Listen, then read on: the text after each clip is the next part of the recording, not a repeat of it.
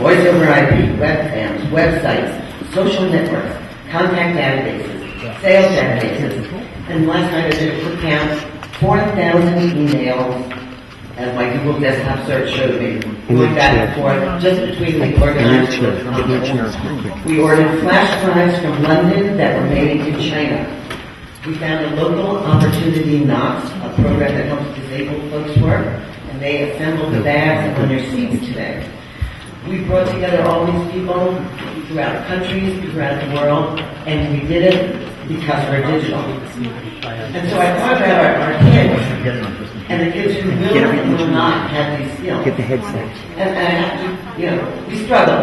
And we're struggling there. Like the brightest minds not being able to make a video play. But we struggle and with all of these tools. And I think they will be spared the anguish that non-digital natives had and become tools that only that we're there to guide them and help them. And mostly I think that these tools help us create the kind of event using things that our kids must be fluent in. And it's not just a matter of my kid or your kid, it's a matter of every single kid if we're going to succeed in the 21st century in a global economy.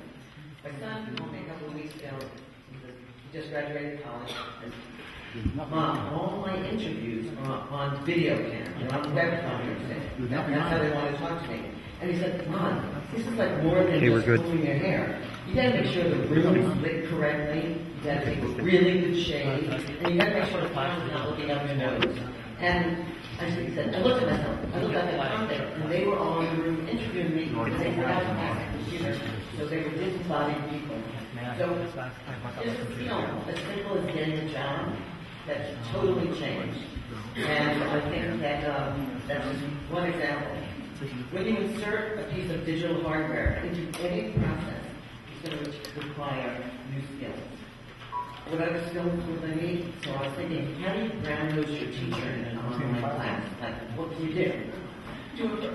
So again, new skills we're going to have to learn.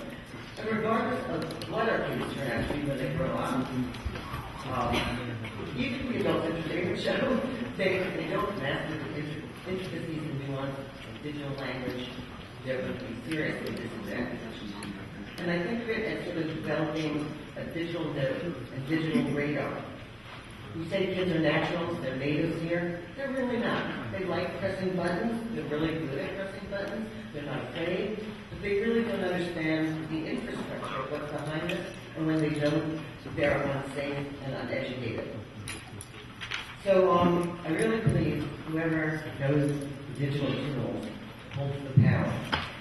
Thomas Friedman said the world is flat, but I think it was the bits and bytes that did the flattening. So again, we have a wonderful, wonderful day today. You're going to hear about the essence of a digital kid. By the time you leave here, you will understand their life in many facets. You'll hear about cell phones, can be used for learning. You'll hear about transforming learning through tools. You'll hear why the virtual world and the physical world, well, we talk about that as two different places. Our kids really don't see any difference.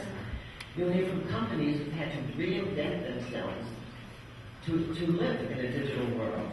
And you'll hear from people who I think will show you that digital families and intergenerational families will be better because of technology. Share more. As one little 8-year-old boy told me, I love talking to my grandpa online. I told him, yeah. And so there you go. So everybody knows about the Moses story. Moses climbs the mountain, looks out over the promised land, never going there. Not going there. We're kind of like the Moses here. We're the urban digital planners, and it's our kids who are going to be digital natives in this kind of digital nomad country. Our job is to make sure that they're well equipped. And so with that, our first speaker is somebody who really is going to see that they're well equipped. She spent most of her career preparing kids for their digital journey. Susan Tuppy-Selman wants to bridge the gap between schools, where the paradigm has always been to sit in your chair and listen to the teacher, and the digital world, where your journey can go 1,000 ways self-directed and self-taught based on your intellectual curiosity. And so for many of our kids today, go to school is kind of like going back to being a caveman for a little while, and then you go home and you can live your high-tech life.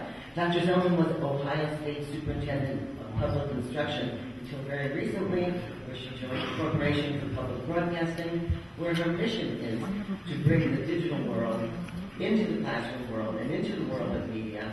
And with no further ado, I'd like to bring up Susan Talbey-Zellman from Corporation for Public